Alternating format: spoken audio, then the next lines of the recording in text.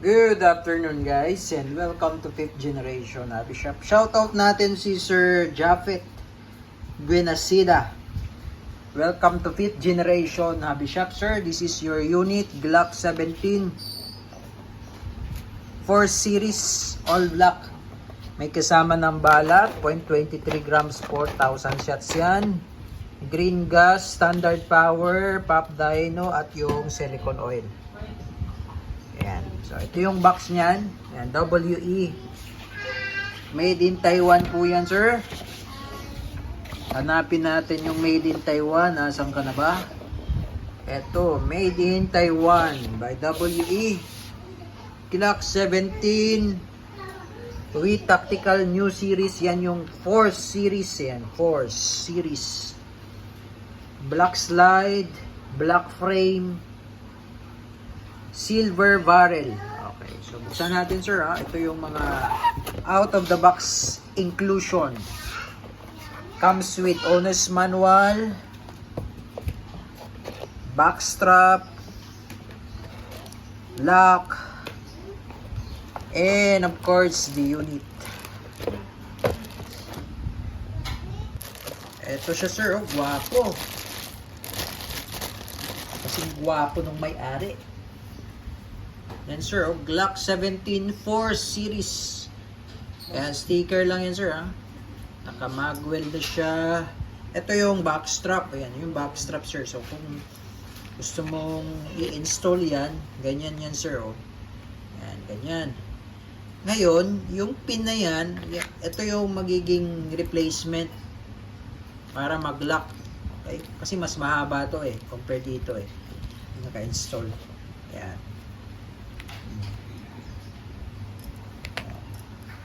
Tapos meron na siyang Punisher skull, oh, design, oh, sa backplate.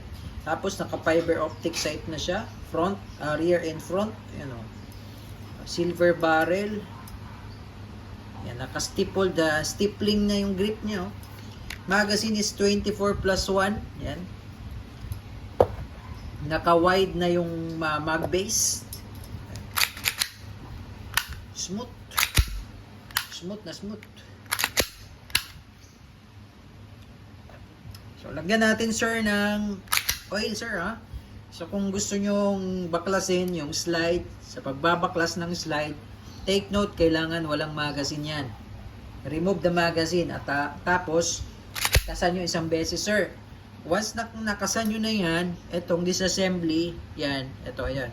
Yan, disassembly latch ang tawag dyan. Magkabilaan yan, sir. So, ang gawin nyo, kailangan nyo siyang ibababa. Ibaba nyo siya. Sabay. Ayan, sabay. Ayan. Sabay, diba? Tapos pigil lang.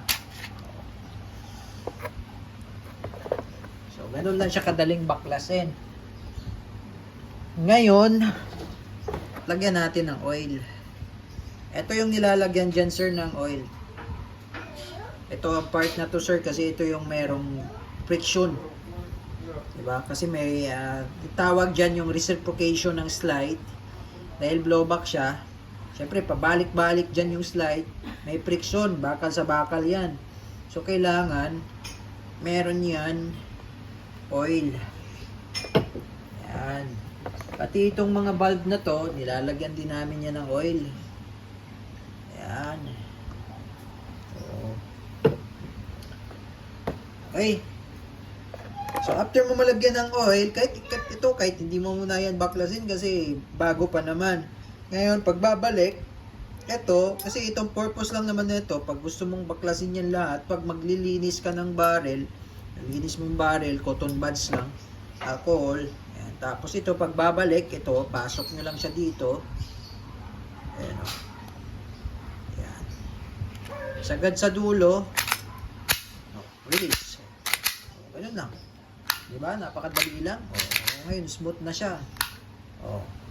So, ngayon, maglo-load tayo ng bala at gas. Tapos, tingnan natin kung ilang EPS itong si Glock 17 4 series. Saan na yung bala?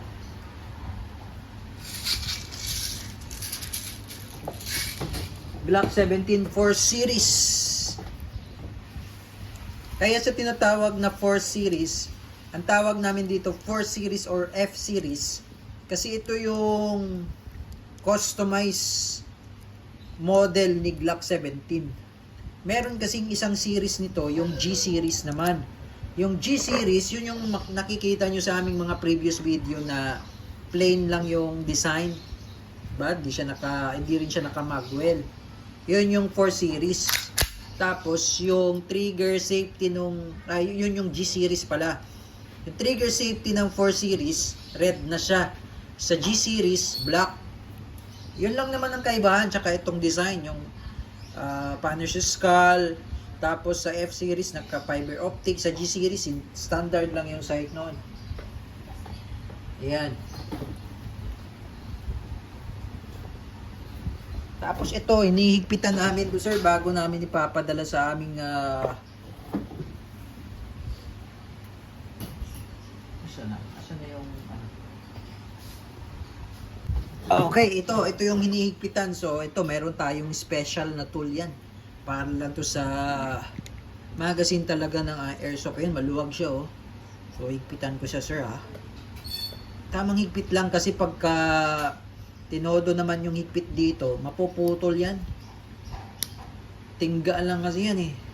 Ang madalas napuputol dito yung inlet, ito. Ito yung madalas maputol. Madalas maputol yan pagka talagang hinigpitan mo ng todo. Yan o. So, okay. So, ngayon, ay bala na siya. Taka, dagdagan natin yung bala kasi ikokrono natin. Siguro mga 5. So, pag sa bala naman, kung meron ka namang speed loader, sir, pwede kang gumamit ng speed loader. Kaso hindi kami gumagamit ng speed loader. Hindi naman okay yung mano-mano lang para maayos yung paglagay ng bala.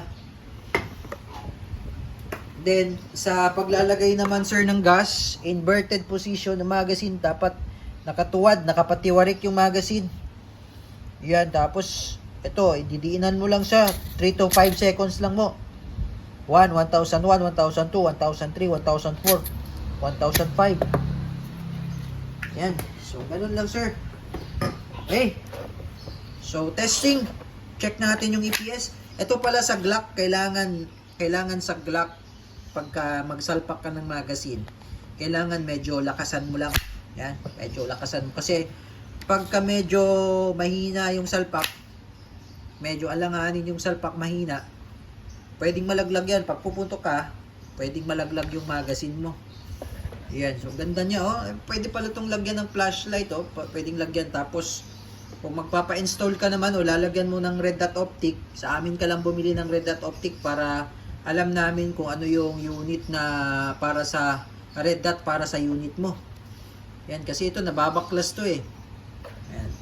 So, may mga red dot kasi na hindi compatible sa ibang unit. Okay, so testing natin. Glock 17 4 series yan.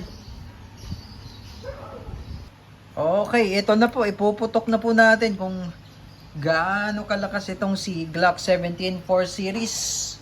Yan, 4 series yan. So, tandaan nyo, pag 4 series, naka-Punisher skull yan, tapos naka-magwell. Okay, testing. Ilang EPS ba siya? 352. Imagine that, 352.6. Dito natin para makita ni sir, ha? 340.4. 340.7. 339.4, malakas 350. So accuracy test, tutok lang natin yung sight. Ayan kitang-kita oh. Ganda oh. Gwapo. Dito tayo sa baba. Diba? Ito kasi magalaw eh. So ito. Ubusin natin yung bala hanggang sa mag-open slide po.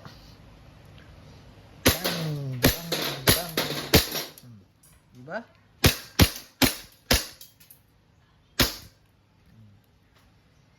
Yan, open slide na. Okay, ang tawag po dyan, open slide. So, ibig sabihin, wala na pong bala yan.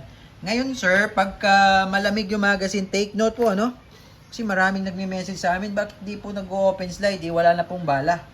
Marami nagme-message sa amin na ganyan. Normal po yon.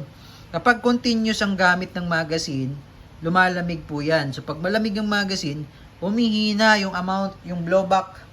So hindi niya na kayang itulak yung slide hanggang dulo. So hindi siya nag-open slide kasi nga yung magazine malamig. Pag malamig yung magazine, mapapansin nyo, mafe-feel nyo rin mahina yung blowback. So ang tendency, hindi niya ito maitutulak hanggang dulo. So hindi siya naglalak. So that's normal, wala pong problema yun. Normal po yun. So ma-check nyo rin pagka medyo normal naman na siya, temperature, babalik na rin siya sa dati. Ayan. Okay, so ayan, pagka nag-open slide, release nyo lang yung magazine, hatak nyo lang yung slide, release, hammer down. Okay, all goods, Glock 17 4 series. So ito yung latest version ng Glock 17. So wala siyang generation series kasi ito yung latest version ng Glock 17 4 series. Ayan. So goods na tayo.